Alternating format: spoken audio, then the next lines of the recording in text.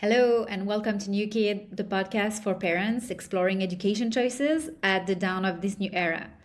Today, we are building a plane with two fascinating parents, Natasha and Latham. They are the lucky parents of two children, Camden, age 9, and Addie, age 7. Both Natasha and Latham worked in the Navy for over a decade. She as a flight test engineer, and he as a test pilot and an naval aviator. In January 2024, they started homeschooling their son. And in September this year, they're also unschooling their daughter. I started following Latham's journey as a home educator something like a year ago through his newsletter. It's kind of a catchy one, to be honest. Not every parent homeschool their children around here, and not every parent is building a plane as a homeschooling project. Yeah, you heard me right. Their first homeschooling project goes along building an airplane. And here's the story. I wanted to share it with you. This is how Latham writes about it. During our last week of school, we sat down to reflect on what we wanted for next year. We were side by side at a coffee shop, me enjoying my black coffee, and him loving the croissant that had exploded all over his face. I told him I thought we should try for more next year. He looked interested. So I suggested maybe a project day every week. I told him he could pick the project and I would help him with the ideas, tools, and execution. I even mentioned giving him rein on the power tools. What boy wouldn't get excited about that? He smiled at me. Then the floodgates opened. Let's do it. I've already picked out the first project. I want to build an airplane. And then you can teach me to fly. Did Camden test his dad? Maybe. But Latham and Natasha took that dream of his seriously, and together they're building an airplane. As much as I enjoy reading every single of Latham's newsletter, I felt I was missing half the story. After all, he has a wife and a daughter, so I wanted to get the full picture and have Natasha on the pod too. So I'm so glad they accepted, both of them, and I'm very excited to share this conversation with you. So in this episode, together we talk about really down-to-earth topics like what's a usual weekday at the Turners? What's the cost of building an airplane? What are the tools they're using as a support for their home education? What are the social aspects of homeschooling? But we also get really deep, more of an introspective discussion as well, digging into topics like what they're taking from their experience at the military and trying to pass down onto their kids with their education. We talk about the sense of identity for the parents who's left a pretty exciting career to dedicate 100% of his time to raising their children. We talk about doubt. We talk about the pressure to get it right. We talk about how to bring their son's abilities and desire to work with his hands into an academic settings where he unlocks that same level of learning and that passion for learning for things. We cover a lot of very interesting topics, and I'm really grateful to Natasha and Latham for opening the doors of their home, for showing up vulnerable and determined and self-aware and fun too. So enjoy this episode, and if you like it, share it with a friend who will relate, and also make sure to send me 5 stars on your favorite platform. Okay, let's go. Well, welcome Natasha and Latham. So I actually came across your unusual parenting journey on Substack, Building the Plane. It probably started a year and a half ago, right? And I really love it. I always look for the next post. Why I love it is because it's sort of a journal. It's hopeful, it's brave, it's vulnerable. Like as a parent, you can really relate, although we haven't made the same choices in terms of education. And it's a mix of, you know, here's what we've been up to today with my kiddo, but also like super deep dives and well-documented essays about things like, I remember one about what being educated means, this kind of things. So Latham, you're the public face of the couple, but everyone knows that, you know, Natasha, you're necessarily almost, you know, as involved as your husband in this journey. So if I'm not wrong, so you guys have 2 kiddos. You told me they're 9 and 7. And you live in Bozeman, Montana, right? So on to you now. If you'd like to maybe introduce one another quite briefly and then we can start, I can start asking my questions. So I'm Natasha, mom of two kiddos, 9-year-old boy and 7-year-old girl. They are uh, big personalities in their own way, both very different, but both take up their own space. Let's see, for like kind of personal background, I'm an engineer by degree. I was in aviation for 11 years. When Latham was in the Navy, I was also working for the Navy as a flight test engineer. So aviation is my, I guess, core discipline and how I kind of cut my teeth and learned in the working world, and probably, I don't know, where aviation continues to be a big part of our lives, and that it was so much of our life before the kids were born. And then I'm still working, so full-time working mom. And I, after aviation, transitioned into tech, and I am a technical program manager. And so what else? I'll take it over from there. Um, So one question, sorry, do you work from home or do you go and commute every day? No, I work remotely, and that is pretty much what allows me to be working full time and still kind of be here for the kids as I need to be. I think working remotely is how we've been able to make this work. Especially, being wanting to at least be here for, some part of the day, and, when the kids come home and drop them off, and just having that flexibility is super important for me. Awesome. Thank you.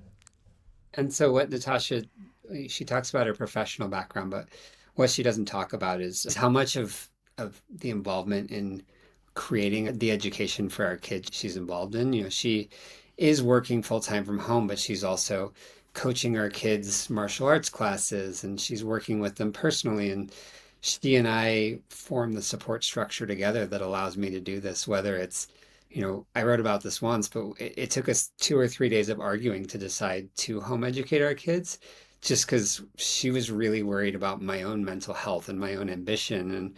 And I felt like I didn't have a choice and I needed to do this for our son. And it took convincing her, not that it was the right decision for our son, but that it was the right decision for me.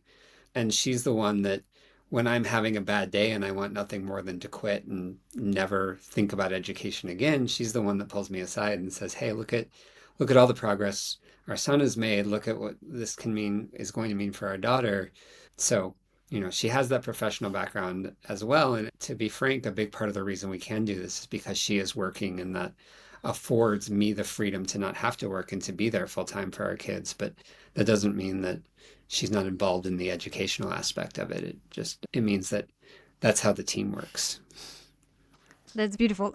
How about you, Latham, then? Can you introduce yourself? Yeah, so I'm Latham. As you mentioned, I've been home educating starting with my son about a year and a half ago. Before that, I started out my career flying Navy airplanes.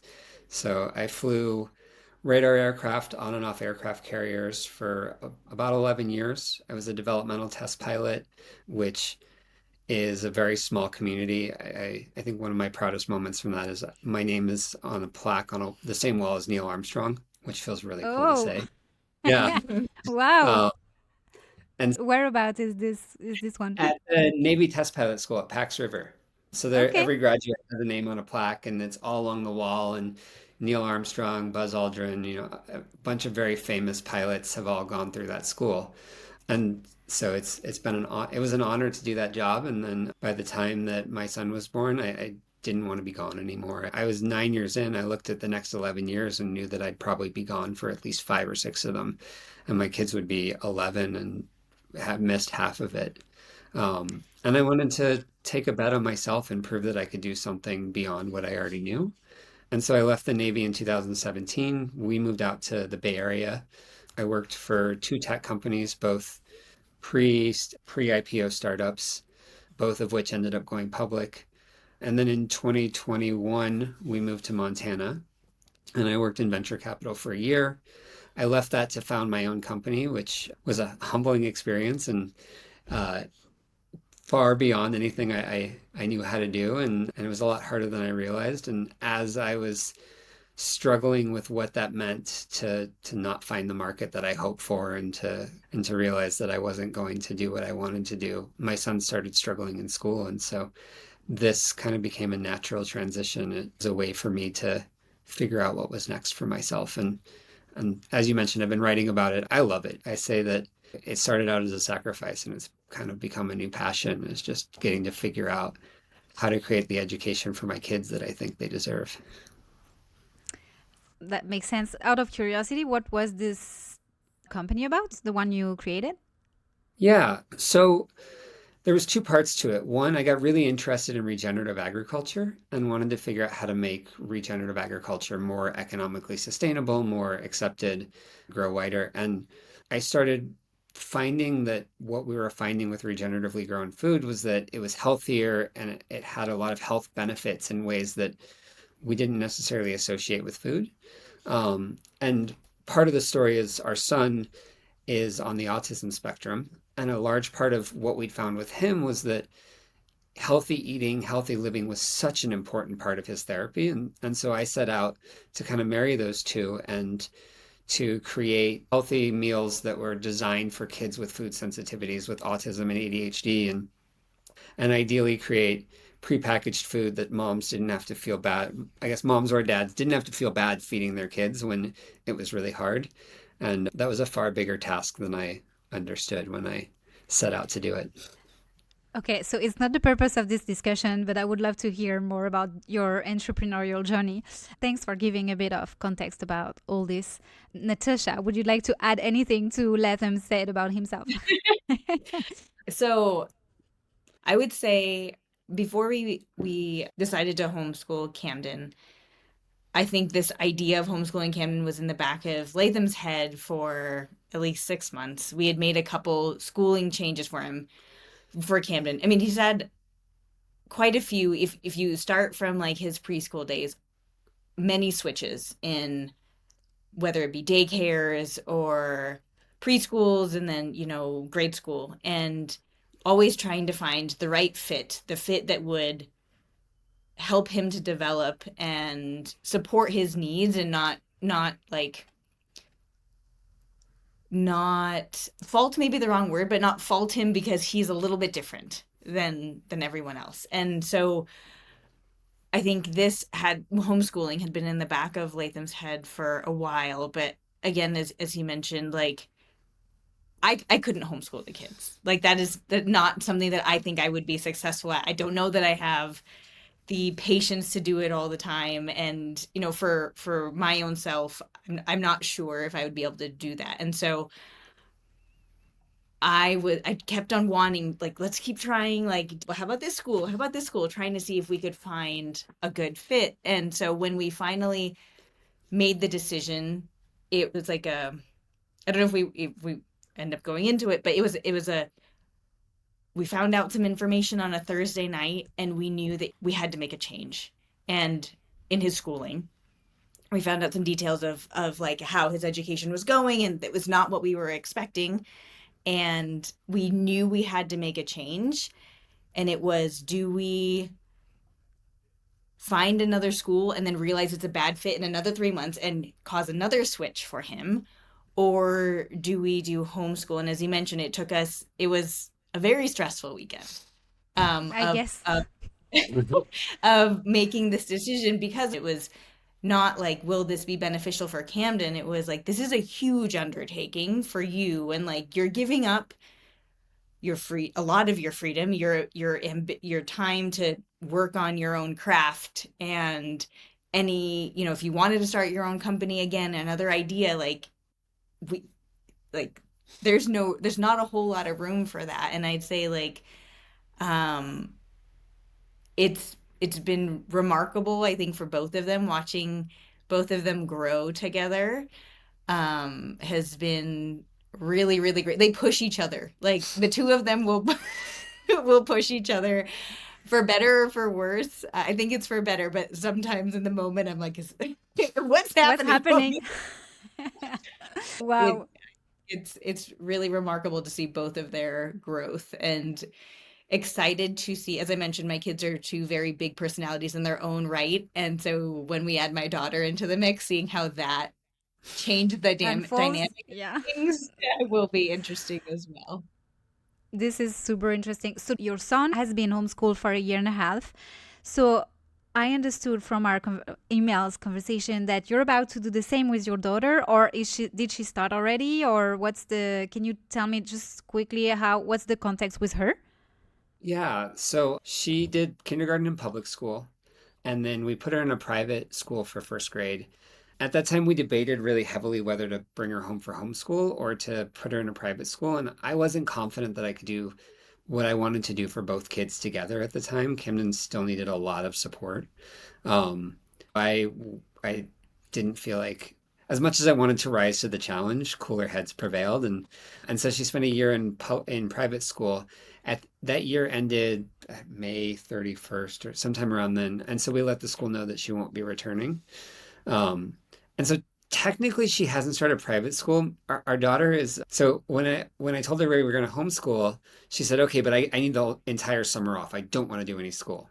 And I kind of joked with her. I was like, no, we're just going to do a couple lessons. And she's like, no, we're taking the summer off. And so I said, okay, fine, we'll take the summer off.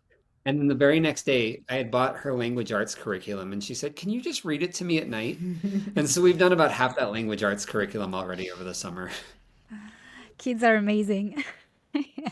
Wow. Okay. So the homeschooling part for her, did she ask? Was she craving for it? Or did you introduce the idea? Did it need any convincing? She, I don't know. I Go ahead. I think so when we decided to homeschool Camden, I think she was asking, when do I get to be homeschooled? And so I think she wanted to, but also she's very social and she likes to be with friends. She likes to be in the classroom and on the playground and everything. And so I think we wanted to give her that opportunity to, like, let's see if we can find a good fit for you academically and also have it meet your the social needs that you have. But the whole time her brother was like, Addie, when you're homeschooled, you'll get to do blah blah blah blah blah. And like, so he was adding to the to the desire, I Mentoring. think. Mm-hmm. Yeah. Yeah. Yeah. Well, and the other part of that is, the thing she loved most about she's, by the way, very good academically, like top of her class in first grade, which I mean shouldn't be a thing, but just really good academically. And the thing she loves most is art. And so she would come home and I would say, how was your day? And it was either great, I had art class, or it was miserable, I didn't have art class today. And there's no in between. And so when we were talking about homeschooling, she said, I don't care what we do as long as we get to do art all the time. So I think it Okay. was She not a, knows what she wants already. yes. Okay, this is great. Before we get into the practical aspect of what does a day look like in your family, which I'm really curious to hear about. I'm sure not all day look the same, but in terms of organization, because you're working from home, Natasha, I don't know how can you manage building a plane in the garage while working from home, while doing all those crazy things. But before that, one question that I wanted to ask you right away is what keeps you awake at night these days? Like, is there something that really is top of your mind? If like from a Do you have anything? I don't Maybe think I not. do. Okay. I don't think I don't nothing related. I mean, sometimes my work keeps me keeps me up at night. But Okay, we won't go into that topic, but okay. I, yeah, I think for me, keeps me up at night is not quite the right phrase, because when I used to get woken up in the middle of the night, it was because I was worried that I was not doing enough for the kids. Or I was, especially Camden, like I was not getting there. But I think the thing that I would say right now I'm really obsessed with is trying to figure out.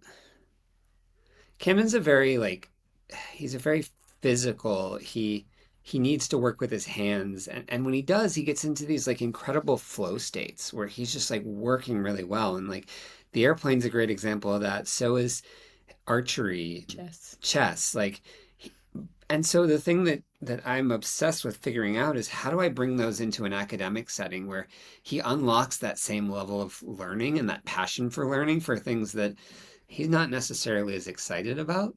That's what I spend most of my time researching right now. So that's kind of the thing that I don't know if I'd say it keeps me up at night, but it is front of mind almost all my Mm. waking hours. Okay, we'll dig into that because I have plenty of questions. I wanted to start by asking the practical questions as well as understanding the journey itself, the support, like the community, the sibling dynamics as well. Also, all the social aspect of homeschooling a kid, which is something I really keep thinking about. And your relationship with tech as well, because that's something that you seldom talk about in your newsletter, if I'm right, and yet you seem to be using tools on a regular basis, so I'm quite curious to hear about that. And the last part is a meta kind of discussion about your educational role, the questions that you're asking yourself, stepping back on this, the questions, how do you know you're doing the right thing? Although I have the feeling I know you, Latham, from your writing, I would love to hear Natasha's, views on that as well, like the journey you're having, the two of you as parents.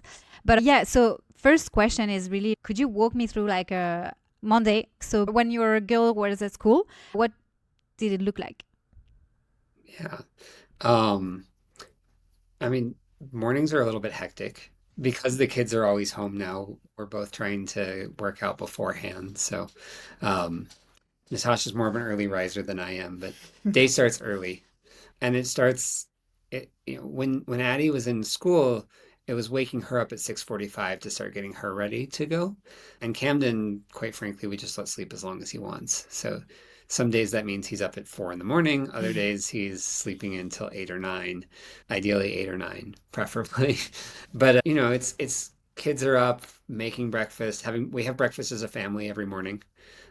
So we try and have as many meals together as we can. Ideally, breakfast and dinner, but with martial arts schedule, dinners get harder. So breakfast together as a family around the table, at least a cup of coffee for us while they have breakfast. And then once we got my daughter to school, we'd come back, and Camden and I would usually start the day around 9.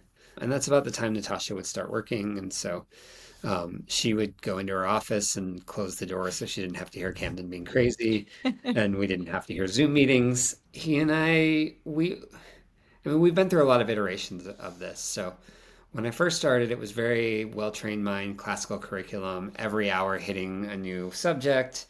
And that didn't really work. We did a phase that was completely student-led and project-led, and just, you do whatever you want, and you can have the mornings, and then I'll give you some assignments in the afternoon. And that he enjoyed that for the freedom, but he wasn't really, he's very good at completing assignments, not very good at retaining the information from the assignments. So most recently what it looked like is we typically break the day into 2-hour chunks. And so we'll start around 9, and the morning will be math or English or history or whatever that first subject is for the day. And we'll do that for about 2 to 2.5 hours. And we'll kind of do that through lunch. And it's very, I don't want to say it's free flowing because we do have a subject we're talking about. We're going through it. It looks like about half an hour of work, 15 minutes of some kind of brain break, whether that's like a YouTube run video, one of the like Go Noodle videos or something, or it's outside throwing his football, or depends on the weather too. It gets quite cold here in Montana. So winters it's a little harder to get him to go outside when it's 20 below. And then we'll have lunch together. We'll hang out on a couple days a week. I go train jujitsu, and so if Camden still has work that he needs to do, Natasha will step in as her meeting schedule allows. One of the last things we did before we ended the school year was really try and push him to start being able to work on problems independently without kind of a support system there. I don't think it's that he needed us. It's that it was a comfort thing for him, and if we weren't there, he kind of just broke down. Um, then I come back in the afternoon is another 2.5 hour block. So that takes us 1 to about 3:30. And then once that's done, he kind of had free time and he could go play. He does chess clubs on Thursdays. He has a baseball game that he likes to play. He and I play a lot of games. So chess, Ticket to Ride. I don't even remember what else. Jess is his favorite. Chess is his favorite. Okay. And then he has martial arts in the evening, and we pick up Addie sometime in there and take her to martial arts. Otherwise, she would come home and draw or sit with us. Or, it was busy, but not in a stressful busy way. Like we had our 2.5 hour blocks that gave us enough time to get into the rhythm, get some real work done, and not stress out if we were behind. In an ideal world, like that's not always Mm. the way it went, but yeah, that's kind of how we tried to structure our day. Okay. Yeah. Your newsletter is full of days up and days down. And I understand it's really not like a seamless stream of, perfection. And when I read you, I've always wondered, what do you personally do, Latham, when he's working? What do you do with your body and with your mind? Like, do you sit behind him, next to him? Are you walking? Are you reading? Are you on your phone? Are you watching? I couldn't picture because I'm not from a homeschool background. So, like, what does it look for you? For me, I spent a lot of time doing things with him. Um, I'm not a person who's just like, it was actually hard for me to just assign him some work and kind of step away because I like being there. I like being with him. And, I think that for everything Camden has accomplished, and I don't in any way mean to take away from all the things he has done, but I think that the reason that it works so well for him is because he and I are doing it together. We do almost everything together. We read together. We do math together. I help him through the problems. Quite frankly, some of the problems I'm having to learn at the same time. The curriculum he's doing is more advanced than when I was in school. I will often, if he's doing a brain break or he's out shooting his bow or out running around, um, I will often kind of take that time to read a book or to watch, to journal or to watch a video or something. But I am more than anything, I'm doing the work with him Mm. almost 90% of the time. And you mentioned 2 blocks of 2 hour or 2 hour and a half. How much of it do you prepare in advance versus, okay, let's do math and you just open whatever tool you're using or book you're using? Yeah, what's the preparation, if there's On, any? on average, it's probably about 20 a week, but that is very asynchronous. Like at the beginning of the year, I prepare a lot. Like Mm. I'm looking at what we're gonna do in the next month or two and looking at other resources I think he'll find exciting, looking at other books that help me figure out how to explain it better.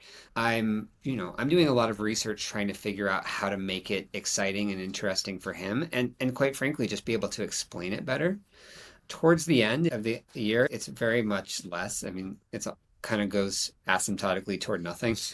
But and then some, and then we'll throw a wrench in things and he'll have a really bad day and I need to get back into it.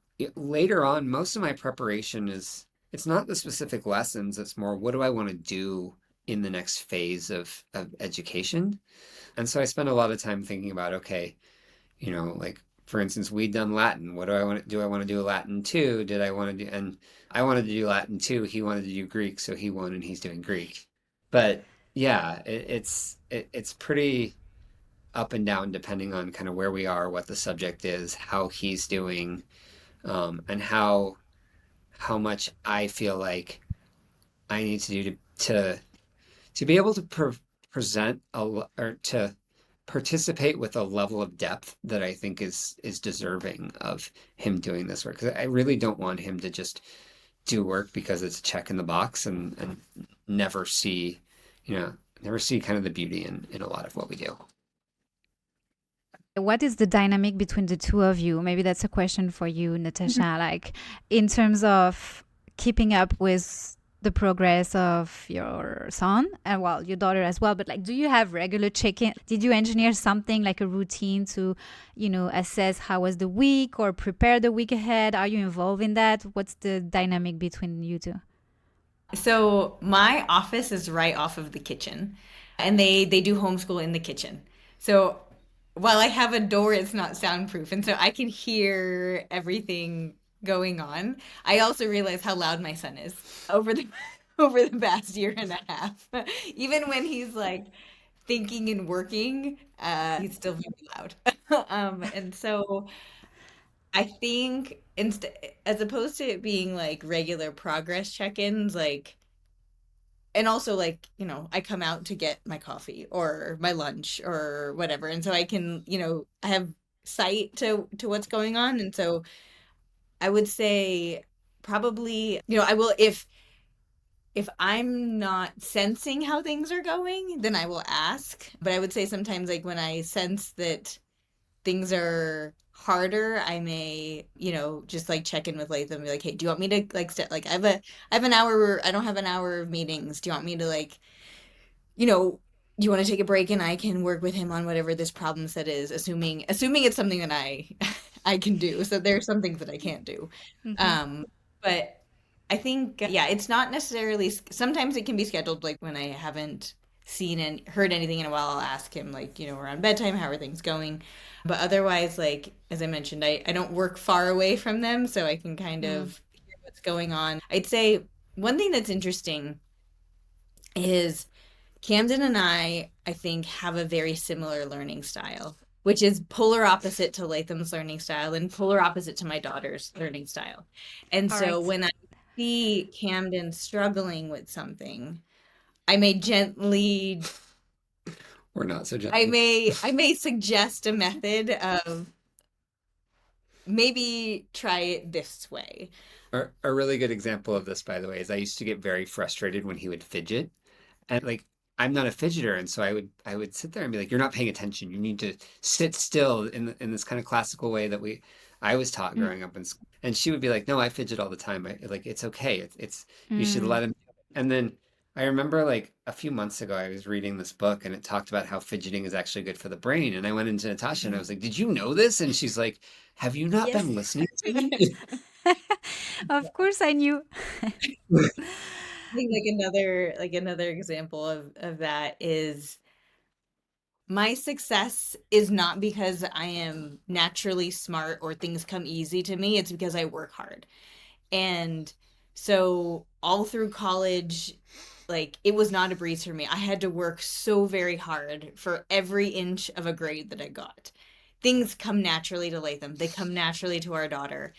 And so while I have to study, like really study things so that I get it, that's how Camden is. And so when it takes him a week to get a concept, to understand a math concept, like that's not foreign to me. I'm like, yes, that is my Mm. life. So sometimes I have to remind Latham of that. Like it's not that he didn't learn it yesterday. It's that we got to go through it again. And he needs to maybe like when I'm learning something complex, don't ask me to be neat about it on my paper. Like I need a big paper where I can scribble all over it and like I can spend my energy understanding the concept, not worrying about neatness and all that. And Mm. so we got Camden big butcher paper so that he could do that. So he could have the space to like break things down. And so if there's one thing I contribute, maybe it's that, is that like I really relate to his learning style, especially when it comes to math and things like that. I have a technical background. I'm an engineer, by degree, but that's not because it was easy for me. It was because I loved it. So, The other thing I would add to that is when we started, I had spreadsheets galore of all the things we were going to do and all the metrics we were going to hit and all of that. And so I would share it with her and I would talk about it. And then like a month later, we would be nowhere near hitting it because we went off on some tangent. And at least for my own personal journey, I don't know if you agree with this, but a big part of the last 18 months has just been getting comfortable with the fact that like he doesn't need to meet some metric for me to know that he's learning. Like I trust him and I see the learning every day, even if it's not going to show up on a standardized test. And quite frankly, like I say that, and yet he did close to 2 years of math this last year just because he is working hard. How do you, okay, measure is probably not the right word, but how do you know you're heading to to the right direction, that you're making progress? What are the things that you see or sense that comfort you in the small and the big decisions, basically? Yeah. I mean, I'll start with the academic, which is kind of Mm. the easiest answer, but it's a very small part of the answer. Um, So Kevin has a weekly conversation with a friend that he got introduced to. She lives in San Diego. They have these kind of Socratic style dialogues. And the other day I was listening and she asked him what his favorite subject was, and he said it was math. And this was a kid who hated, like the first time we did math at home, he started crying and paced around the living room for an hour telling himself how stupid he was.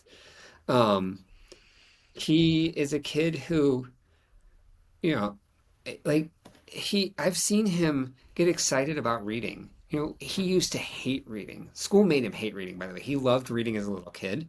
School made him hate reading. And now I put him to bed, and at 11 o'clock, I have to go turn the light off because he's still reading every night. And he's read every Harry Potter, he'll read a Harry Potter book in a night, which is insane to me. What? Um, yeah, Okay. he'll tell me things. Like he just kind of comes up. So he has a Greek, I told you he has a Greek tutor. And so Mm. he'll have these conversations with a Greek tutor, and we both very much like he comes in the office, we close the door, we don't bother him.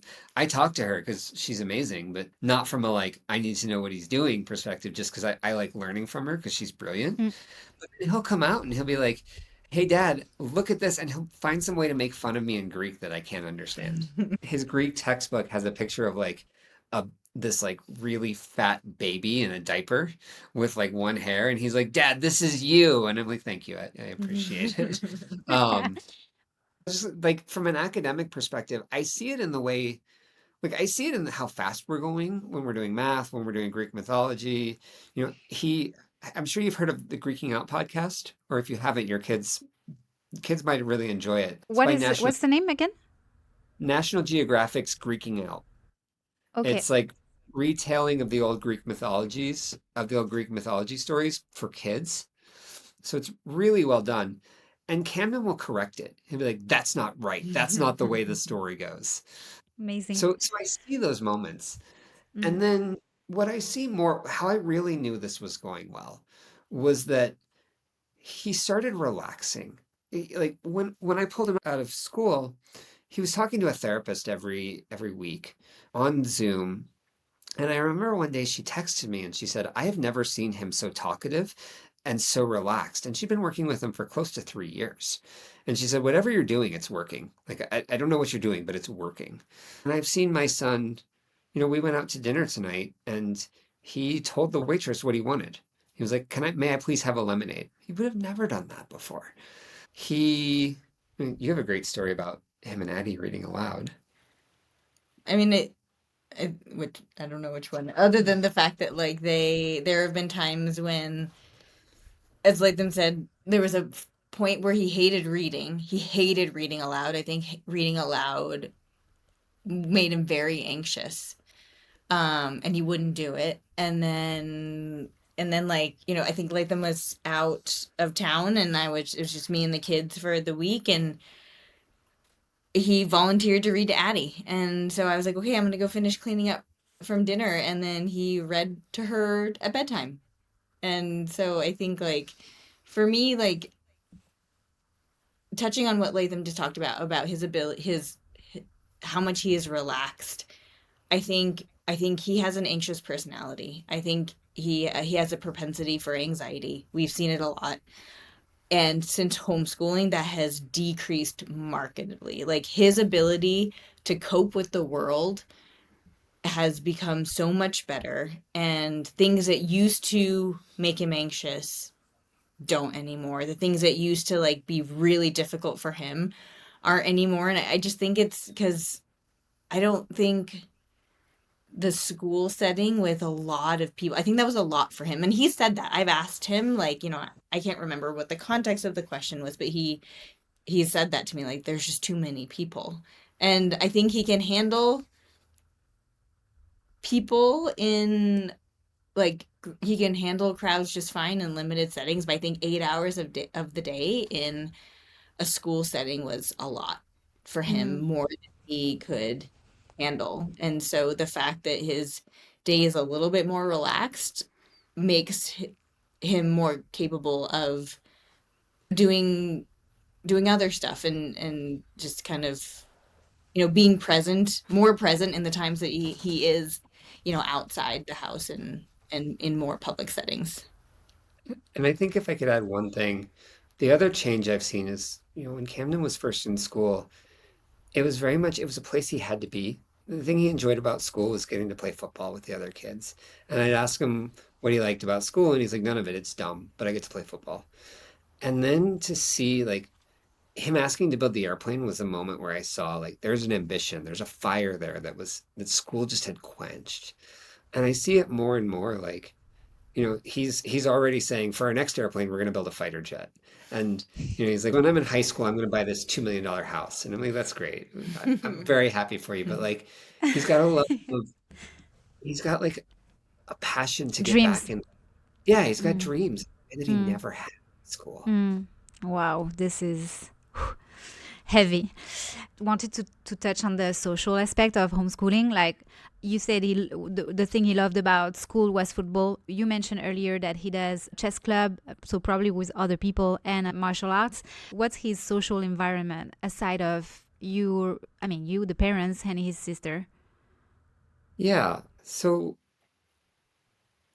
I guess the main social outlet tends to be jujitsu. He has chess club. It is with other kids. He doesn't know any of their names. I think the only thing he ever says to any of these kids is checkmate, which is quite good. So he says it regularly, Okay. but like I mean, it's great for them, but it's not social in the same Mm. sense. Jiu-jitsu, he's been there for about almost 3 years now. So he's become a leader in the gym. He's got great friends. We've got friends at homeschool that are also at the gym, and he goes to their birthday parties and he gets invited places and they tell jokes. And homeschool, or sorry, not homeschool, jujitsu was actually the first place that we found out he could like make fun of other kids in like a friendly Okay. way, but he would tease them, and we didn't Mm. know that he could do that. Mm. From a like day-to-day perspective, Camden's not a kid that wants a ton of socialization. I've offered like there are people that have offered to talk to him, do like meetings on FaceTime, he doesn't want it. He wants in real life friends. We go through phases. We've gone through phases where he'll come down and say like, I don't have any friends. And we're like, oh man, how do we fix this? And how do we help you? And so, but it's also a good opportunity for us to sit down together and say, okay, what do you want that to look like for you? And how can we support that? It's not that I don't think socialization doesn't matter, or it's not that I don't think socialization matters. I do think it matters, but I think that for us, a big part of what socialization means is helping Camden understand how he can relate to other people and how he can take space from other people, how he can step in and out of that relationship, and how he can do it in a way that is kind of supportive for him where he is developmentally. Like I don't want him. I hate to sound like a really overprotective parent, but like I don't want him going out with people who are getting close to taking up smoking or drinking or that type of stuff. Like I want him to have the relationship with us where he can talk about that before he goes out into the world, and to also know that we have a safe space where he can say no and he's still respected and he's not thought less of. And so I'm kind of okay with the fact that socialization is less of a part of our homeschool, Mm-hmm. simply because it offers so many other benefits for him emotionally. Yet you know that eventually he will encounter people who will make him smoke and do whatever things you do as a teen, and right.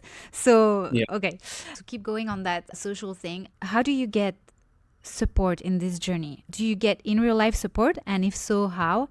Or is it mainly online? So I would say from a curriculum and like what we are doing with the kids, Latham does that all on his own. I don't know that he wants support in it, but like there's so many, like in the first year that we did homeschool, there's so many options for homeschool programs. So like the first semester that we did it, our local science center had a homeschool program, and so Camden would go there on, I don't know, Thursday afternoons and do science at the science center, and that was cool for him, and it offered him an option, an outlet for socialization with other homeschool kids.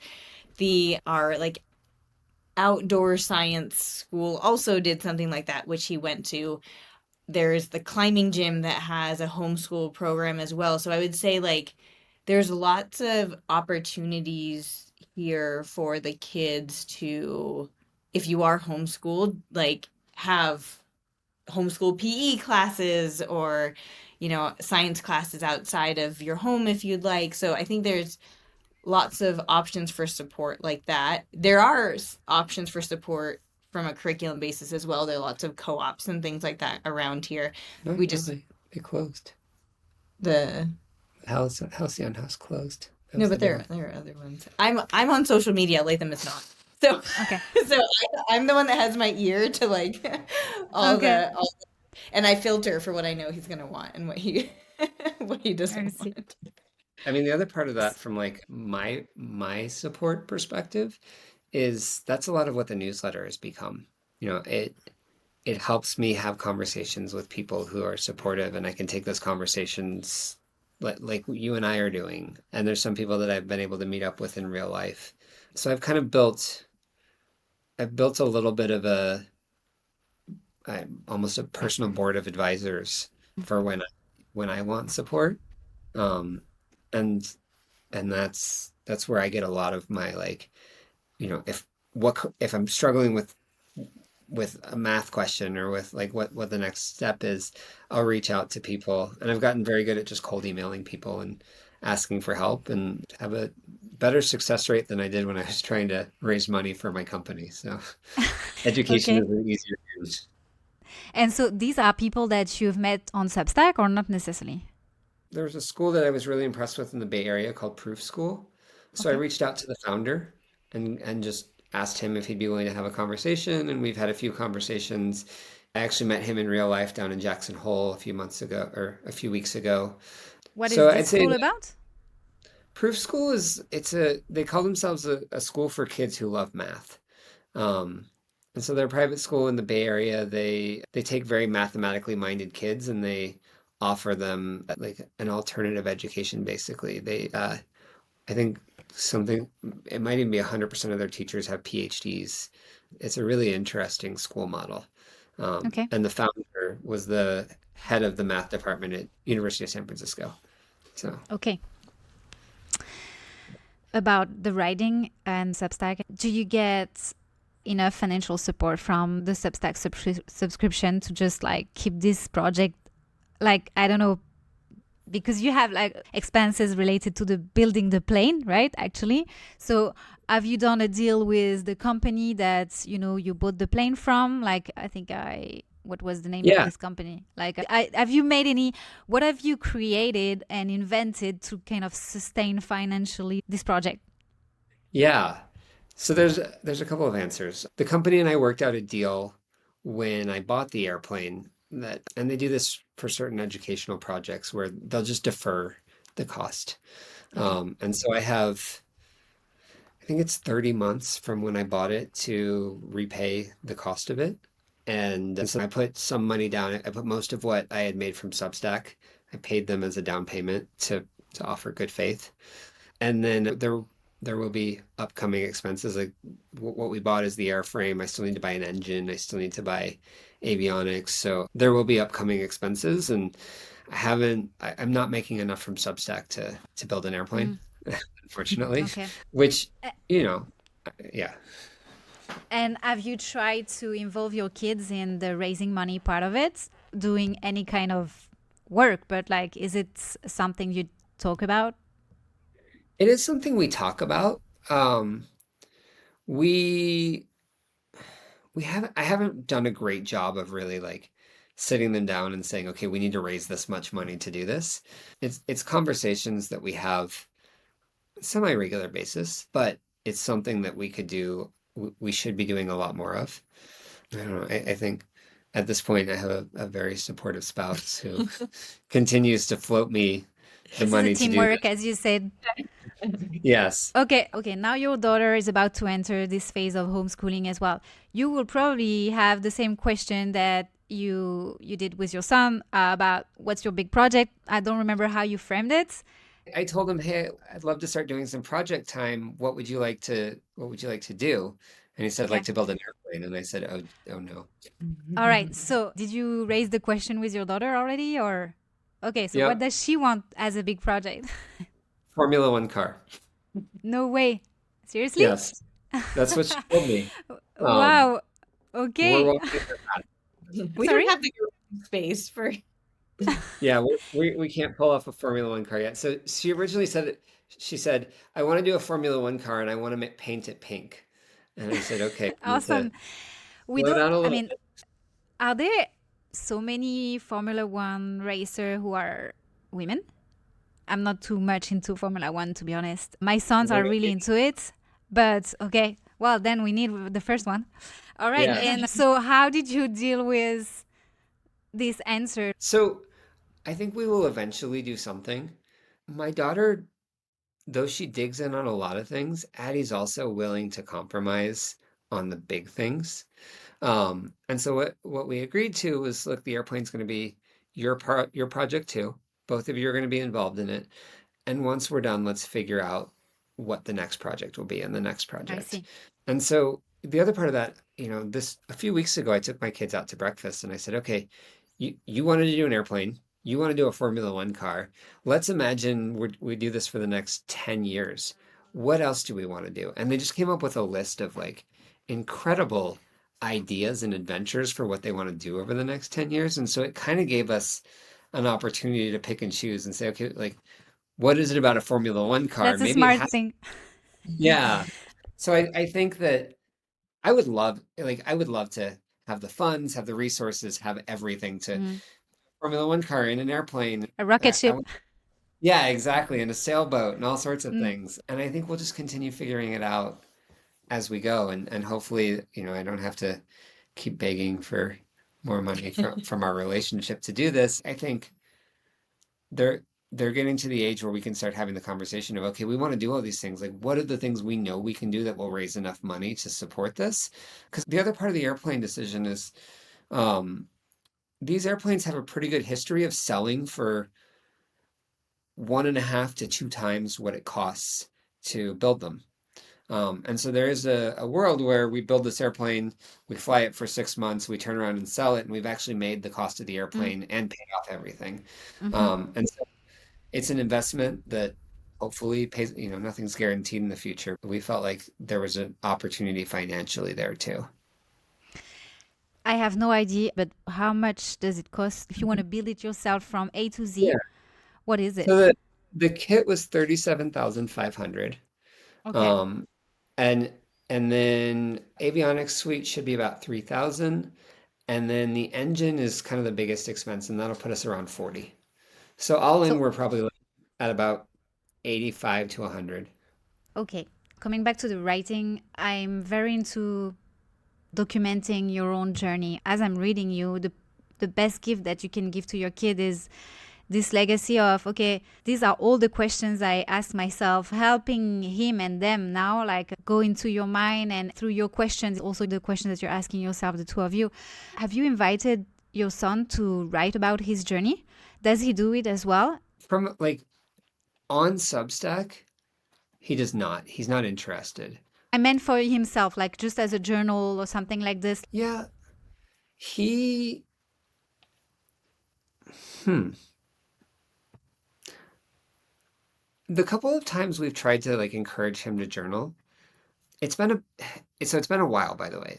We probably started doing that around the time I started homeschooling him, and it was a very big hurdle to get over of like, what do I write Mm. about? I think for a long time, introspection was so hard for him that we kind of just let it, we just kind of said, now is not the time to worry about this. Like Mm. let's help him in every other way we can. Um, I don't know. Like as you say that, I'm kind of realizing that it is something I would like to revisit with him and Mm. see how he does. There's probably a Um, hundred ways of doing it, like through drawing, if he likes drawing, not necessarily seeing this as a duty, but more of a, yeah. I don't know. I don't know. I've tried to share this idea with my eldest. He's 6. He writes, but in a phonetic way, to write a few words about his day, as we are in the US right now, and he's seeing things that he's not usually seeing. But it was like, no, I don't want to write, but instead he started drawing. I was like, yeah, well, whatever, like, like it's your way of having your memories written down somewhere, which I don't think he's using it as like this. He's he's been Yeah. doing crazy things on his journal, but So, okay, that's yeah, well, I was going to say the one thing he does do, which I mean, it's definitely not the same thing, but it's really interesting. Is I mentioned he has like a baseball game that he likes to play, and he loves he's in love with sports right now, all sports. And so he'll come and he'll say like, I'm going to win the World Series and the NBA playoffs and the Stanley Cup and all of these things. But then he'll make these brackets and he'll like play out these games and he's keeping like a record of he's got a couple hundred baseball cards that he's just created games and so it's not like he's recording his day necessarily, but he's building Mm, out these kind of mm. world histories for himself. So that's maybe the closest thing that I've seen so far. I don't know. Have you seen anything else? No, I would say introspection is very difficult for Camden, especially when it comes to like putting it on paper. And I think the closest you will get to having that is via conversation 20 minutes into throwing the football or into a mountain biking ride or something like that, where you will actually get him to open up and talk about Mm. things, whatever is near and dear to his heart. That stays pretty locked down and it can be hard to unleash. Yeah, keeping it safe and informal and just like not Mhm. necessarily like an introspective, very, Yeah. Yeah. yeah, I see. I see. You've made pretty radical change of lives and, choices about education and how you're raising your kids. How do you personally, as parents and as, like you have friends, you have a community of people, etc. Do you manage to stay non-judgmental about other type of education? I don't know if you see what I mean by this question. But it goes through phases, and a lot of that I think has to do with at least my own personal sense of self, maybe. Like when I first made this decision and I first started, it was very hard for me to come back into the community of friends I already had because I felt like I had fallen behind in a sense. Or, like I saw my friends one of my friends, their company just IPO'd, another one became the CEO, and they had all gotten raises and advanced in their careers, and I had chosen to take a step away, but I hadn't accepted what that meant for my identity. And so I was very judgmental for a while, actually. And it was really hard for me. It took a friend who kind of just pulled me aside and, as I was feeling really small, he just kept asking me questions and wouldn't let me leave. Like I just wanted to end the conversation. And I would just be like, yeah, it's great. And he'd be like, no, tell me about it. Tell me more. Tell me more. And he was genuinely interested. And then he offered a couple compliments and it took that process of like building myself up again from a little bit of external validation. Um, Now that I feel like I'm in a better place, I can have conversations with a lot more people.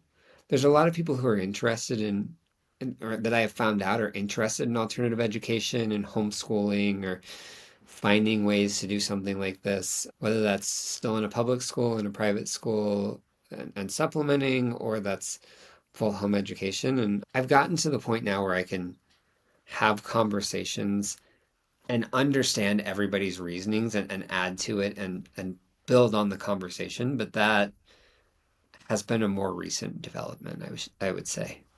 Mm. Is it the same for you, Natasha?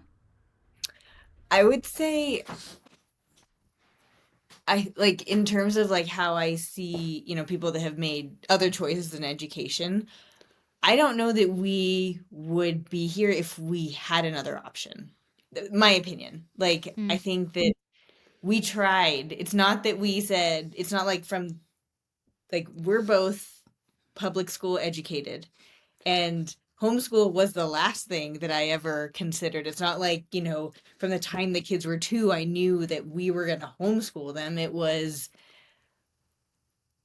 oh crap, what are we going to do? Because we can't keep Camden in, like, something has to change for him to for him to be successful for him to have a great education. Something has to change, and Mm. this is the change that we made. I would say if you would have asked me a year ago, I would have said, yeah, eventually he'll go back to school. Like we'll find something we'll find something that'll be a good fit for him. And I would say I'm less and less certain that that has to be the truth.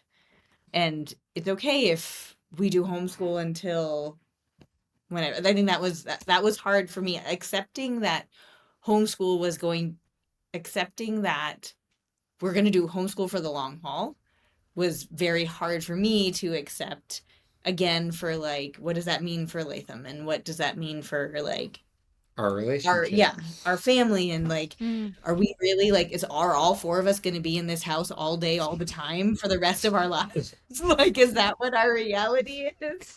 Mm-hmm. um and so, like, I think as we have figured out what the day-to-day looks like, and again, it'll probably be all in its head again once the school year starts again, Yeah. and now we have a second kiddo in the mix. And so I think we ebb and flow, I ebb and flow through how I feel Mm. about it, but it does feel like the right decision for us. And again, it's not an easy task to do this, and I can absolutely understand why it's a luxury to have, to be able to do this, to have one parent who is able to work and have enough financial income to make this work, so that, you know, we can afford to, we can pay the mortgage and get the groceries and all that, while another parent is totally not bringing in any income. And so, like, that's not something that everybody can do. And I don't think I could homeschool, and I'm sure I'm not the only person who feels that they could homeschool, so I understand if, You are homeschooling in some way. Like, making it but possible yeah, is sort of homeschooling your kids too, you know? yeah, no, yes, but I think what I'm trying to say is Yeah, the teaching part or the the teaching part. educating part. Yeah. Yeah. Mm-hmm. Yeah. And Mm-hmm. so, of course, I'm not going to fault another parent who doesn't feel like they could do that, doesn't, and they don't have the option where their other partner is very passionate and they want to take it on. Like, you have to be so very motivated and very dedicated to do this. And I will not fault you for not feeling Mm-hmm. like you have that calling. Mm-hmm. I think one other thing to add, from my perspective at least, is like, it's I I've gotten to the point where I completely understand why other parents don't want to do it, especially when I'm having a bad day. What gets me really excited is when I find another dad that wants to do this. Yes. I mean, it's amazing. It's like, oh my Mm-hmm. gosh, I feel like sometimes I talk their ear off and they're like, hold on, slow down. We've just met. Like, we don't need to be best friends forever. But those are the times where I get really excited, Mm. is when I find another dad that is willing to kind of step out from the mainstream path and say, I'm going to do something different. Um, and that was, part of my own journey, my own sense of self was, it was very hard for me being the only dad around doing this, being the only aunt around Interesting. doing it. Homeschooling is a very, stereotypically mothers are the ones homeschooling. And, even at the city level, there's been some conversations around how do we support moms who homeschool, and how do we support moms who are taking Mhm. care of their kids? Crazy. Well, Mm. what about me? Like, where do Hi. I? Hi, Yeah. yeah. Are there Um, any community? I guess there is like online communities of dad who homeschool. Like, have you found those communities and have you found this helpful? Plug for Dave. yeah. I've What? got Sorry? we've got a friend from high school. By the way, in case we Mhm. didn't mention, we went to high school together. So we've Okay, known so each you're long term. Okay. I Yeah. thought you met at the Navy, but you didn't. No. Wow. Uh, Okay. I didn't even ask about your story, but yeah, tell me. I've got a friend, we've both got a friend from high school who's a stay-at-home dad whose wife is very successful, and he has invited me to join a stay-at-home dad group. I'm not even sure what their official term is, but they Are have they a country music dads? I Is think it? I think that's a different group. Oh, okay. But I haven't been able to make it. So I haven't actually like joined one of these communities. I'm not on Facebook. I'm not on Instagram. I'm not on most of the social media sites where a lot of a lot of people congregate in these groups. And that is in a lot of ways better for my own mental health. And in some ways, I miss out on a lot of the community because of it. And so I have to find kind of one-on-one people that I can reach out to Mm, more than finding that sense of general community. I see. Which leads to, after a year and a half of homeschooling, how often do you doubt?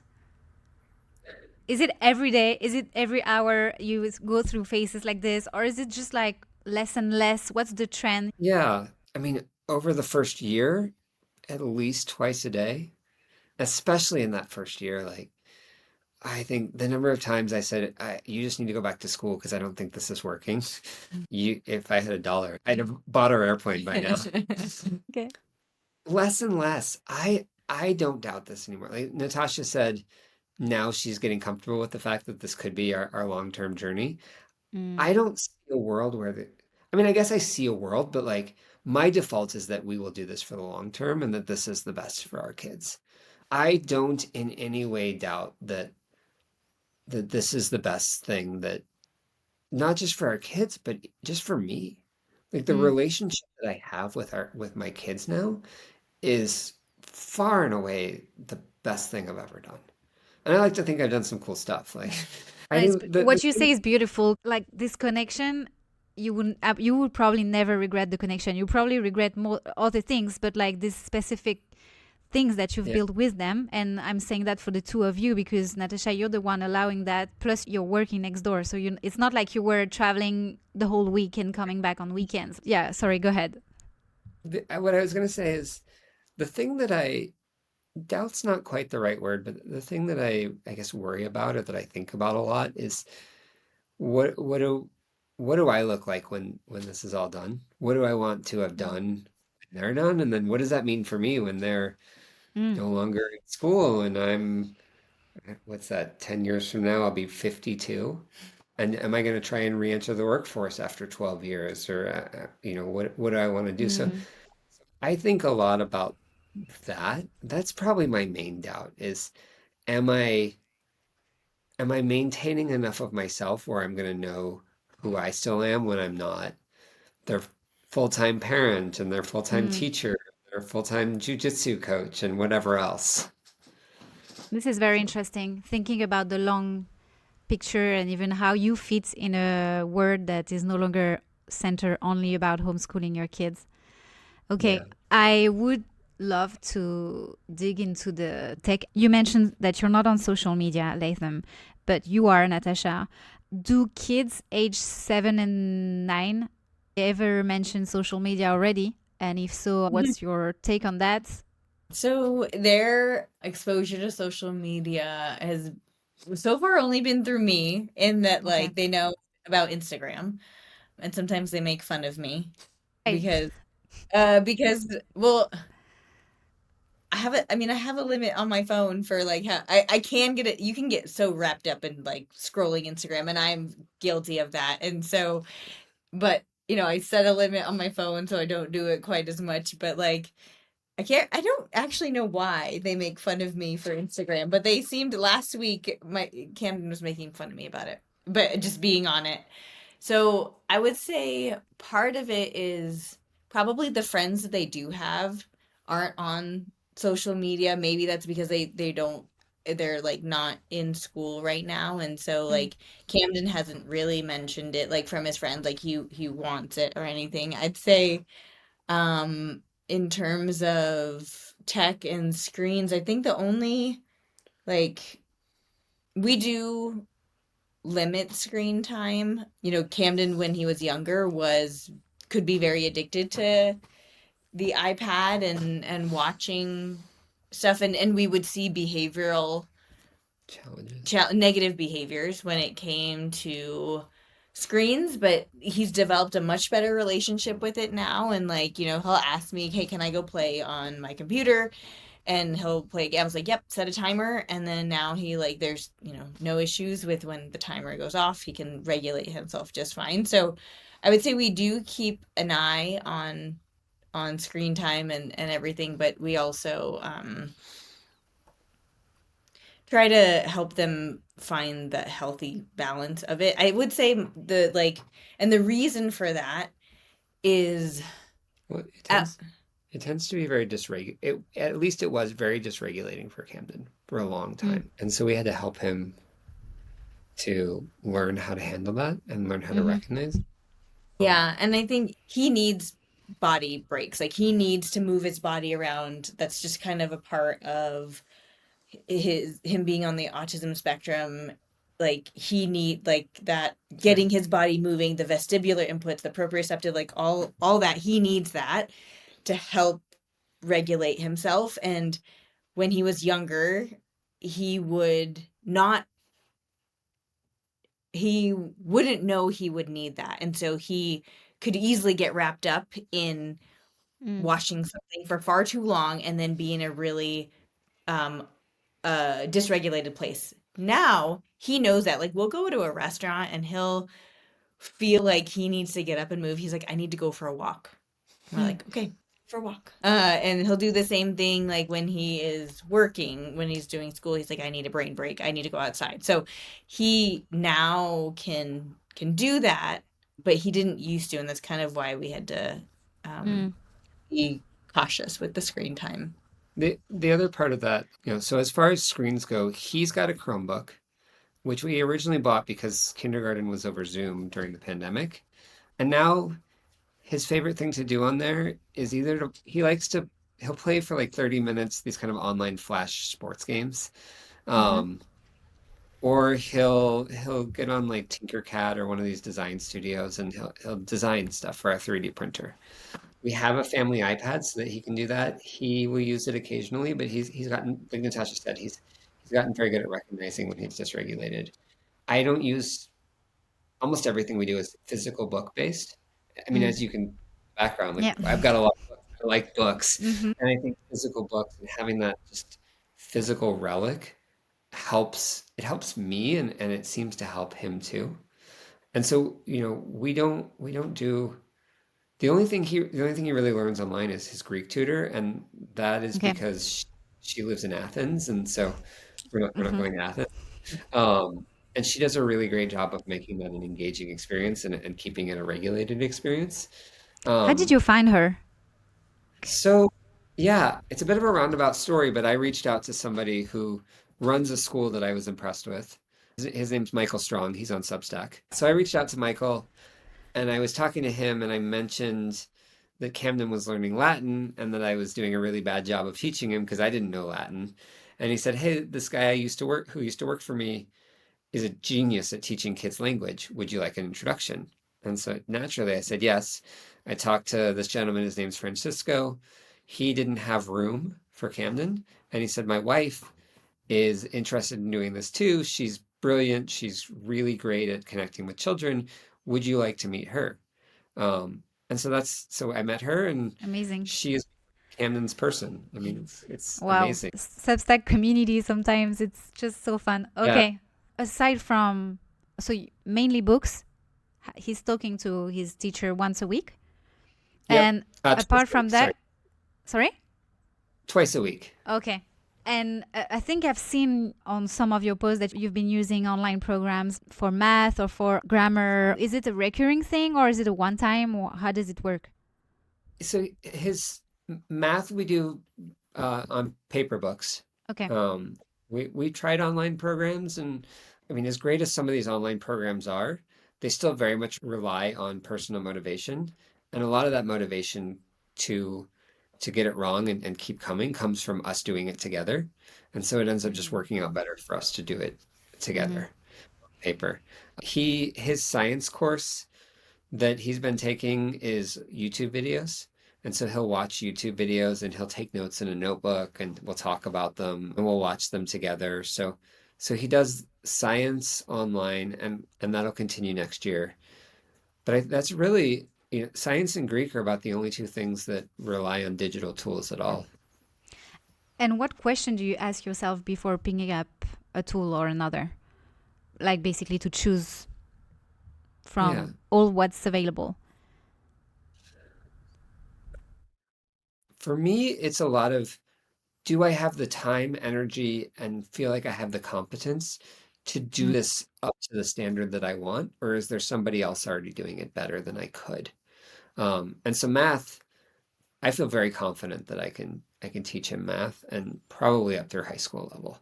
Um, Science, I think I could, but the amount of time it would take me to be confident in the lessons I was teaching are time that I'd rather spend working on the airplane with him. Greek, I'm completely incompetent at. Like, I tried teaching him Greek and we got through 12 letters in 12 weeks, and then his teacher got him reading the Odyssey in 12 weeks. So Wow. I'd rather do it in person if I can.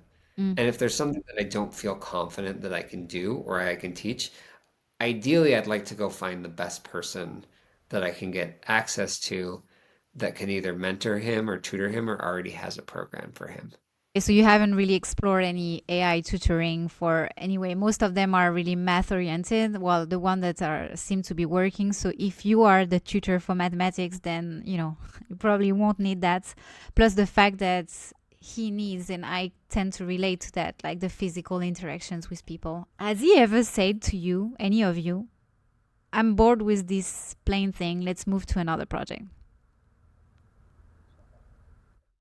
Has he ever said that to you? Mm, no, but I don't think he'll say it. He'll just probably walk away while in the middle of building and go do something else. Okay. His interest in it waxes and wanes. I don't think he's ever said, I can't imagine him saying, I'm bored, I don't want to do this. Part of that is he likes being able to show off to his friends that he's building an airplane. Like one of his favorite things in the world is to invite somebody new over and show them how to use a rivet gun and let them feel like they're building an airplane. And so it's a very like it's a pride thing for him. But I also I think it's okay if his interest waxes and wanes. Like I don't try and push him and be like, we have to meet this schedule. We have to do this. I try really hard to let it be natural. And where he's not interested at the moment, I'll keep making progress, knowing that I can usually get him back into it in a couple days or a week or whatever it is. Are there been weeks without touching the plane? There have been months without touching the Months. airplane. Okay. Yeah. Part of that, our house has been under construction, so we didn't have a place to work. And part of it is just like he's a kid and I relate to I am very much the same way. When I get interested in something, I get obsessed with something. Like Natasha says, I don't do anything normally even. I always go to the extreme. Go big or go home. Yeah. So I so like, when Camden got interested in archery, it's all he wanted to do for a month or two. So I would build with him, but also if he we'd build for 20 minutes and be like, I'm gonna go shoot my bow. I'm gonna go shoot my bow. I'm gonna go shoot my bow. And so there will be weeks where he's like, I just want to shoot my bow. And then usually kind of toward Thursday or Friday, I'll sit down and be like, hey, I'm really excited for you that you're shooting your bow. We did make a commitment to do this, so let's figure out how we do the two together. Mm. And that's happening with fishing right now. The only thing he ever wants to talk about is fishing. And so between that and the construction, and we're at a point, so right now in the project, I'm polishing the sheet metal, and that is very toxic. So I don't want him anywhere near that. Like I wear a respirator, I come out looking like a chimney sweep, and I don't want him around that. So until Mm. that's done, we're kind of on pause. I see. How, if there was one thing that you, one, one trait, one something that you wish your kid will have in their life so that they would have a good life. One, I say one trait, but maybe there's a better word in terms of a baggage, like something that they have deep down that you've passed on to them, you've helped cultivate and nurture. What would that be if there was just one thing? And you might not have the same answer. I don't know. I'll go first. Just Good. yeah. I think, I mean, the word that comes to mind is agency, but I don't think that word necessarily tells the full picture. The reason that I was wanted so badly to say yes to the airplane was because I wanted Camden to. I think the reason Camden said he wanted to build an airplane was because he thought it was the thing I was going to say no to. He was like, "How big can I say something to find out where the limits are?" And I want both of my kids to believe that they can do completely unreasonable things and not be surprised when somebody wants to support them or help them or do things. On the same note, like Camden's Greek teacher, she found like a little statue of a wolf, which is his favorite animal, on a vacation in like Crete, I think. And she mailed it. She bought it and mailed it to him. And we thought it was the coolest. We were like, this is amazing. Some stranger not stranger, but you've never met her in your life, and she's mailing you stuff from Crete. And he was like, yeah, that's kind of cool. I guess that's cool. Like, I like it. And I think that level of like expectation that really great things can happen, and Mm, it's not it's not like he has to earn that by doing something beforehand. Like he is just they're human beings. They deserve to have good things happen to them, and they deserve to be able to dream way bigger than I don't know, than I ever felt like I could. Like mm, I could never imagine asking for an airplane as a kid. And my grandfather was a pilot. Like I had an example of somebody who flew airplanes, and I could never have imagined asking for an airplane as a 10-year-old. So that's my answer. I think it's sort of along the same lines, but it's like if you're willing to put in the work for something, you can achieve it. And I think like it's one of the things that I just want them to like keep working at things. Something may be hard when you start it and hack away little by little, find small wins, keep going, and you will get to places you never thought possible. And so I think that's something that I want them to learn. I think they will learn that with the airplane. I know that they're learning that with jujitsu and training, and then even like when you talk about like Latham's doubts in the homeschool journey and when we were a year in, he's like, I don't even know if I'm doing this right. And it's easy for me to come in from the outside perspective and be like, do you remember that kid that school said he's just not going to be a reader. He's just not going to be good at math. You mm, can't you can't find him in his room because there's so many books. Like you like lose the kid in his room because he's mm, buried under the books and he's doing much better math than he was, than people ever said he would. And so I think it was just that like keep going, keep making little progress. You may not see it because you're in the weeds of it, but you'll make it to the other side and you'll be surprised at what you've seen or mm. accomplished. Okay, that's very inspiring. On that topic, what have you learned from the military? You've both been a couple years, 10 years, maybe even more in the Navy, right? So, what are you taking from this experience and putting into your kids' education, if anything at all? You go first. This one. Need to think. So, what am I taking from my military background and putting it into their education? It's funny Mm-hmm. because I don't think like Camden was 18 months when we both left when Latham got out of the Navy and I stopped working for the Navy. I don't know that either of them have any idea the things that we did when we worked for the Navy. Like we were joking about him potentially doing an aviation like camp, aeronautics camp, and one of the like bullets of why this is awesome is that you'll get to interface with real professionals. And I look at Latham and I'm like, does he know that he lives with two like Latham was a test pilot, I was in test, and we were both kind of at the Bleeding edge. forefront Yeah. of naval aviation before anything got fielded. We were looking at it, and so it's funny from that perspective. I don't think they have any idea the things that we did when we were in the Navy, and they don't have any grasp of that. The other day, he was trying to make fun of me, and we were talking about leading people, and he goes, "It's not like you were a commander or anything." And I stopped him and I said, "Yeah, I was literally a commander in the Navy." What did he say? Did it spark any conversation about that? No, No, I I think he don't kind of think. just smiled and walked I away. was like, okay. Okay, I see. Is so okay. Going back to your question, Yeah. what do we want? What do you use? Do you have some? I can go if Go you're not ahead. ready.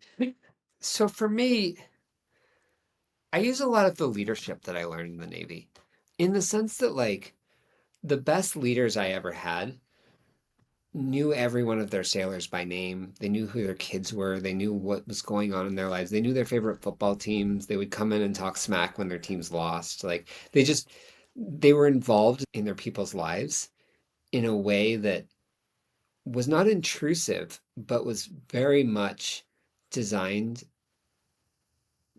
to even more than care. Like they did more than care. They refused to let the people that they led not live up to their potential. And so I think that's like everything I do comes from that experience. Like I will not let my kids fail. You know, Mm, that's not to say they have to, I don't care if they get into Harvard, I don't care if they go to college. mm, Like I don't care what that looks like, but I refuse to let them feel like they failed mm. and can't do. When you say I won't let them fail, what does it mean? Yeah, I think it means that they give up feeling like they haven't given their all. Like it's fine to drop something Mm, if you make the decision that it's not for you and you tried really hard. But like I don't want my kids, or maybe even a better way of saying it is accepting other people's stories about them and giving mm, up on that. Like, we were told for years Camden's just never going to be a reader. And like if he decided he didn't want to read, I would be disappointed because I love to read, but at the same time, mm. if we had worked on reading and he gets far enough where he knows how to read and it's just not a passion of his, that's fine. But if he gives up before he ever tries, that feels like a failure to me. And if he's not willing to, yeah, at least take a shot to Yeah. give it what he can. That's a big one. I think the other thing I try and bring in from my military background is a respect for a level of discipline and a level of excellence that like I didn't see in his schools. Like, I got really tired of hearing he's doing great. And it was like he's not doing great. Like he's Mm, struggling. And so that doesn't have to be, like I said, I don't care if he goes to college. I don't care if he gets a PhD in math or science or whatever that is. But it like a level of self-respect mm, and respect of other people around you. Like, when I was flying on a carrier, like there were 3,000 other people that if they didn't do their job right, it was going to go really badly for all of mm. us. And The I stake were learned big. to, Yeah. yeah, exactly. And so like I Mm, learned to put my life in other people's hands in a way that I want him to learn to trust. I want both of my kids and our whole family to just know they can rely on each other and they can trust each other to do mm, the right thing, go the extra step because it matters. And the last thing, the thing I think about a lot, and this is a more like technical or tactical idea, is that when I was in flight school, I remember I failed this flight. I was horrible. I was half in tears, felt like I had just failed out of the Navy. And I remember this instructor pulled me aside and he said, "Look, there's two types of pilots. There's the guy that always has to be on, and anytime he makes a movement, he's made a mistake and he's off course. And there's the person who is always off course but working to get back on. And every mm, correction brings them back towards center, and maybe they overcorrect. And I think about that metaphor a lot with mm. education of like, I want you to be wrong, and I want you to get a little less wrong and I want you to try things. I want you to bracket. I want you to, if you screw up this way, then like the next time screw up over here, and let's figure out Yeah. how to get back to the center. I think those are my answers for the things I bring from my years in the military. I think for me, it's two. One is around that community that Latham talked about, and some of the best community we ever had was when we were with the Navy. Whether it be like, when I was with Latham and he was with a deploying squadron, or when we were both in our test careers, just that sense of community. Everybody, you will never find a more dedicated group of individuals who are literally all like aligned on the common goal of supporting the warfighter than you will like in a military job. And so seeing that is truly phenomenal when you have that much dedication and that much passion for what you're doing. What you're able to accomplish is amazing. And Mm, so having the community and then finding something that you truly love. One could argue that I loved naval aviation more than Latham did. I would argue that. Like I came upon that job by accident at a career fair at Berkeley, and I just happened to be walking down through the aisles. Like this was 2002, so I don't know what career fairs look like now, but this was like I was in the big hall. There were tables of people, tables of companies that had set up their tables, and I was walking around, and I had a rough freshman year, so my GPA reflected that. And so like I knew I was not going to like, there was no reason for me to go stand in some of the lines where every other A plus mechanical engineer was standing because they're going to see my GPA and I'm just not going into that. That's just not going to happen. I was so walking around and I started talking to this gentleman and he was so very passionate telling me about these awesome experiences he had testing airplanes. And so I ended up with an interview with them on site at Berkeley. And then 6 months later, I went out to the site in Maryland for an on site interview. And then I went there right after graduation. And I loved everything about it. Like, not only did I realize that, like, some of the smaller scope jobs that I would have gotten had I, gone with a Boeing or Lockheed or something like that, like, what I got to do was pretty cool in that, like, I wasn't studying a bolt on an engine or something like that. I was like, engine in the airplane where the pilots are taking it flying and we're going to understand what it's doing and why it's doing and is it working right. Being on airplane, like plane side in the hangar, like being with the maintainers, watching them pull the engine out, like getting into all that stuff was just so exciting for me. And the fact that I got to do that for 11 years, like, I don't think I could have asked for anything better. And so when you find those things that you really love doing, it's not work. Exactly.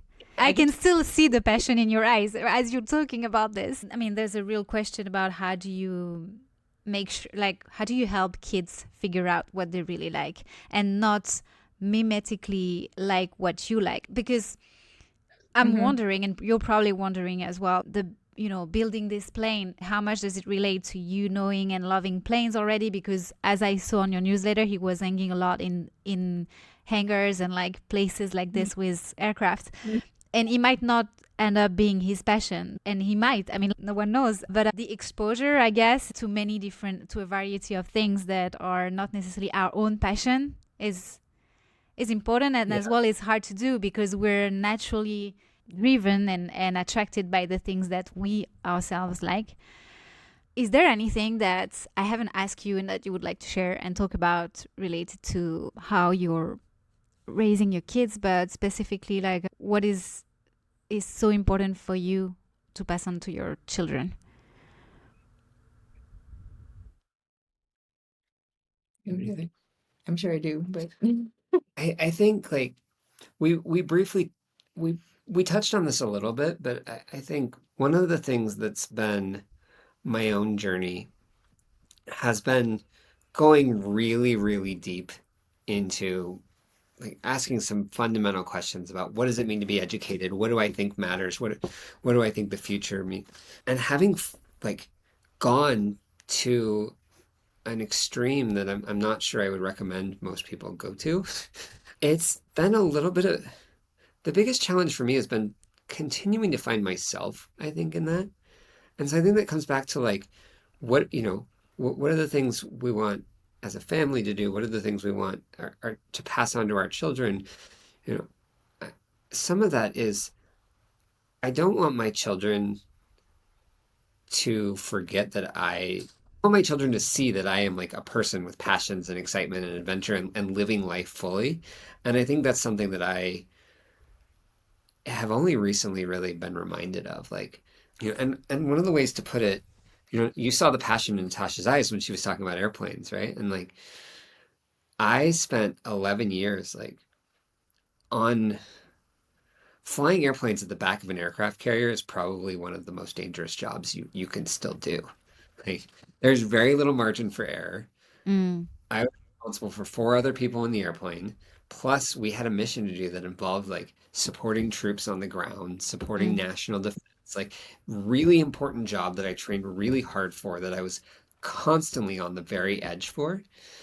And it's only been in the last 4 to 6 months that I've realized how actually important it is for me to exercise that skill and that passion and that excitement and that like, I mean, a little bit of adrenaline junkie almost, but I like, can definitely feel that in every single of your posts. What I was telling Natasha about how even the body language, like the body's yeah, sweating that excitement. But I can feel that from your newsletter as well. You can see you're coming from a place of real, genuine, journey on yourself as well. Like it's not only there's raising the kid, but there's also raising the man and the dad and the family as well. What would you say, Natasha? Is there something else that you would like to share? This is going back to a little bit of the reason why I want them to pause on social media, tech, computers, all that.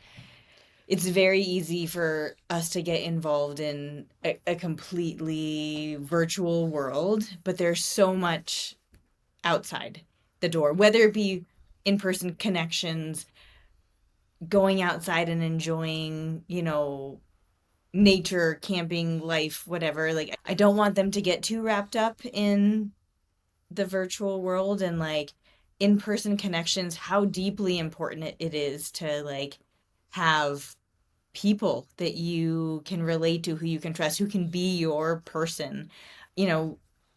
Just that there's a lot to while our social media and everything is getting so big and almost overwhelming, to realize that it's just a small part of life, and there's so much more that to be experienced in the real world. And if I can get them to have that anchor so that later on in life they realize that I don't need my phone all the time. It can stay at home. I can go for a walk without it or whatever. Like just having that instilled at them that there is a world outside of tech.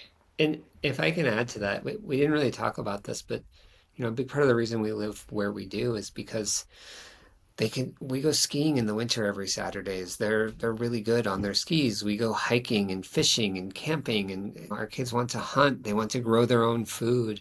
We know our farmers and ranchers. My kids have already named a pig that we haven't bought yet. I'm pretty sure they've named the cow that we just bought to feed us. We do, we live here because it affords that connection with the world, and it affords them opportunities that, it's not career opportunities. It's not necessarily going to be getting ahead, but it's going to be offering them and us as a family just paths to be together in places that we want to be.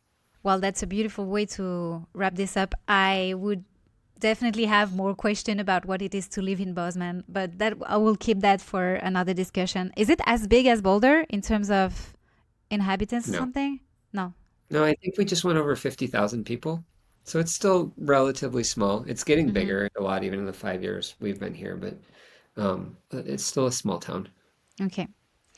Any book you'd like to recommend, or a Substack you'd like to recommend, or anything else that's been like a true revelation or... Ooh. Not recently. The book I recommend to more people when they're thinking about education is a book called The Extended Mind. It's by Annie Paul Murphy, and it's all about the thesis that our mind doesn't necessarily exist in our body. We actually, we develop tools, we have skills that place us in the world, and that is all our mind too. That book has single-handedly changed the way that I think about how to create a great opportunity for them to learn and be in the world. And I think I've read that book 5 times already, including marking a great copy and having to give it back. Okay, I write that down. Awesome. Natasha, anything? No, I don't think so. I'll leave the recommendations to Latham. He's much more well-read than I am. I joke that when nobody needs anything from me, I fall asleep. So so yeah, my reading time is minimal these days. Which I completely get. You have other crazy things to do as well. All right. And how can people reach out if they ever want to reach out to you? So Substack probably for you, Latham? Yeah, Substack's the best way. That's where I spend the majority of my time. My email's on there too, so if people don't want to reach out through Substack, I would welcome emails. And you can put my email in the show notes as well if you want to. All right. Well, thank you so much. It's been very rich of learnings, and it raised way more questions than I thought it would raise, which is great. Your story is very inspiring. We can tell that you've been thinking about all these questions again and again and again. Like by the way you answer, you answer very, we can feel that you've matured all these discussions already. So anyways, thanks a lot for taking the time. Oh, this has been a lot of fun.